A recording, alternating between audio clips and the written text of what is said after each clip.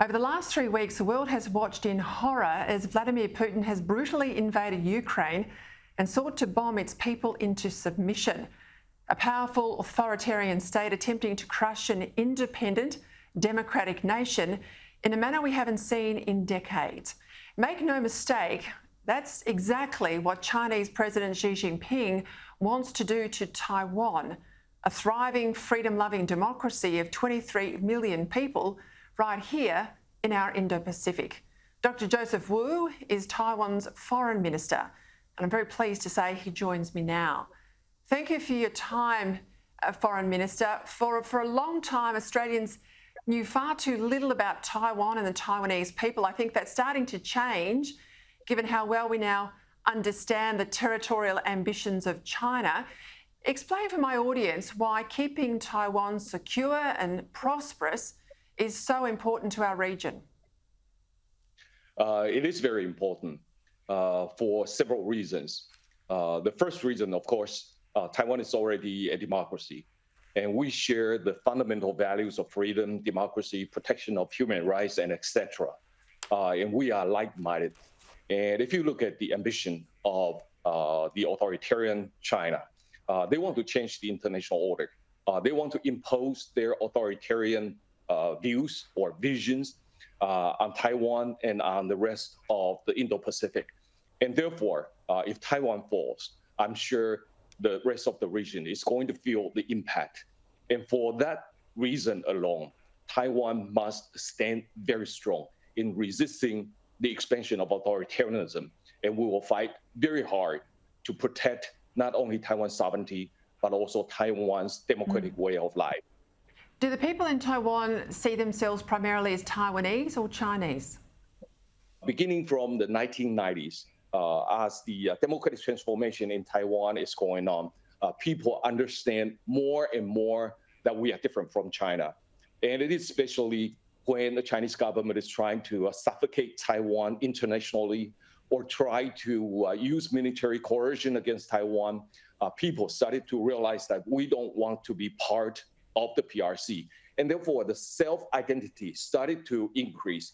And right now, I would say more than 90% of the people here in Taiwan regard themselves as Taiwanese, not Chinese.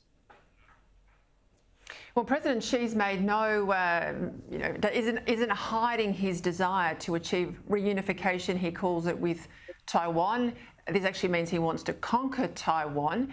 Do you think Xi's preparing to mount an invasion, and can Taiwan defend itself? We have heard from either President Xi Jinping or his senior officials constantly talking about reunification with Taiwan and by force if necessary. And if you look at their concrete actions in their military coercion against Taiwan, one indicator is their air intrusion into our air defense identification zones. For last year alone, they have flew almost 1,000 sorties into our ADIZ, and that is very threatening. And in addition to that, they have also naval forces that is getting very strong, and they conduct their exercises around Taiwan all the time. And in addition, they also have deployed quite a number of missiles targeted at Taiwan. And therefore, the military threat against Taiwan is real, and we have to be prepared. And we have been discussing with like-minded countries concerning the Chinese threat or concerning how Taiwan is able to defend itself. And the way we try to do it is to make more investment in our own defense. And defending Taiwan is not just Taiwan's responsibility. And we understand that we have our own responsibility. And we understand that safeguarding Taiwan's own territory, its own sovereignty, is very important. And we also understand that safeguarding our own democratic way of life is a matter for the rest of the world. And we have the determination to do that. The point you make there about the rest of the world supporting the sovereignty of Taiwan is a very similar argument in relation to Ukraine. We know the Russians were seeking Chinese military and economic support to continue their invasion. Do you think the West is doing enough to push back against countries like China and Russia? I think so. It is very important for us to learn what's going on in Ukraine.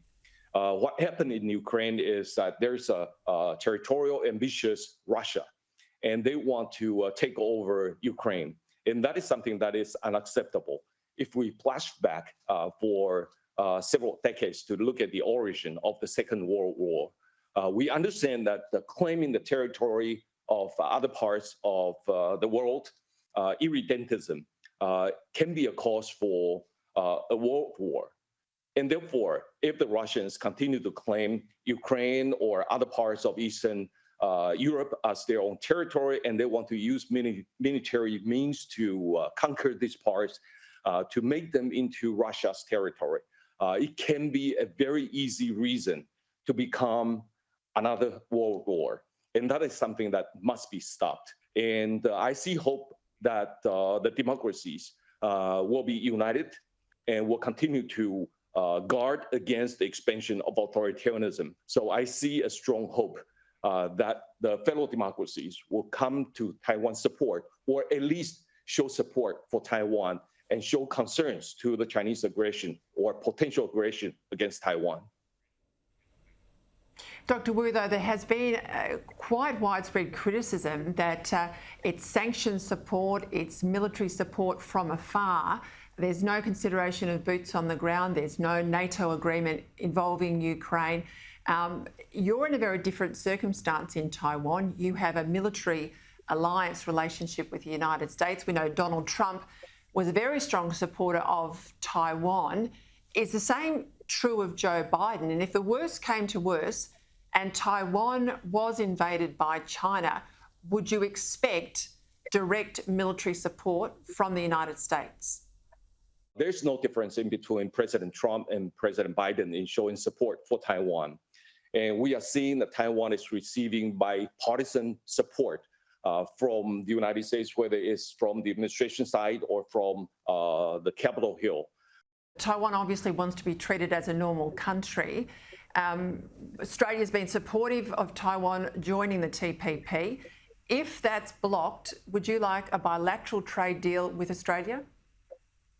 That is also very important for Taiwan, especially in our relations with Australia. We have submitted our application to the CPTPP, and as far as we know, the Australian government has been supportive of Taiwan's participation in the CPTPP. We understand that the Australian government has its own policy, and we have respect for that. We certainly hope that under these practical or realistic limitations, we can have more exchanges with each other, whether it's on trade. But do you want it to change, Minister? Ties. I certainly hope Minister, that... you're talking to the Australian people heading into an election. Do you want it to change? Do you want Australia to recognise Taiwan as its own country? I'm not going to get into that very sensitive area, and we certainly respect Australia's own policy. But we understand that there are practical limitations in this regard. But under this practical limitation, our hope is that we can engage with Australia more, whether it's on trade area or in the other perspective, even in security discussions. We certainly hope that our relations, the relations between Taiwan and Australia, can further improve. Foreign Minister for Taiwan, thank you for your time. Thank you very much, Peta.